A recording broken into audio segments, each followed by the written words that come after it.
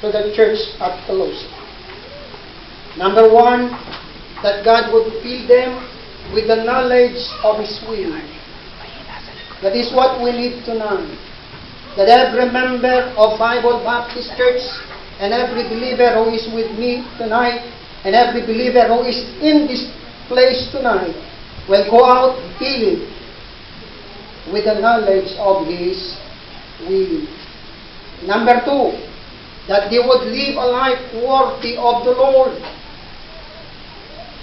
That is the expectation of God to every one of us, that every day, as we live and work and walk, that our life is acceptable to God and pleasing to God. And number three, that God-given strength will generate Christian character in our life, so that we become a testimony to other people in our homes, in our works, in our community, and because of that, God is glorified and magnified. Then number four, that they will live a joyful and thankful life. These are the four specific requests of Apostle Paul to the church at Colossae. And I believe this kind of prayer request is also applicable to every one of us tonight. And we need also this kind of prayer request. And I believe that our pastor, Pastor Flory, and myself is praying that tonight every one of us will have this blessing. Amen. Will have this specific blessing from God. But tonight we will examine the third prayer request of Apostle Paul. And that is strengthened with all might, according to His glorious power, unto all patience and long-suffering with joyfulness.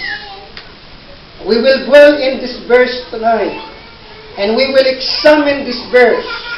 And I will try by the grace of God and by the power of God to explain to you this verse, so that this verse tonight becomes food for our spiritual life, so that this verse will nourish us in our spirit and will make us healthy and strong. And when we go out from this place, we are healthy and strong, and we can overcome whatever hardship and trials and problems and persecution, and we can continue on the responsibility that God has given to us, the preaching of the gospel and the winning of every lost people to the power of the gospel of the Lord Jesus Christ. And the New International Version, the verse is being strengthened with all power according to His glorious might, that you may have great endurance and patience and joyfully. And the New American Standard Version, the verse is strengthened with all power according to His glorious might, for the attaining of all steadfastness and patience joyously.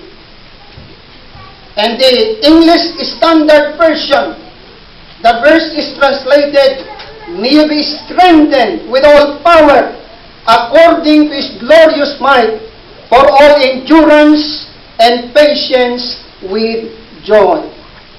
So let us, number one, look at first the precondition for this prayer request.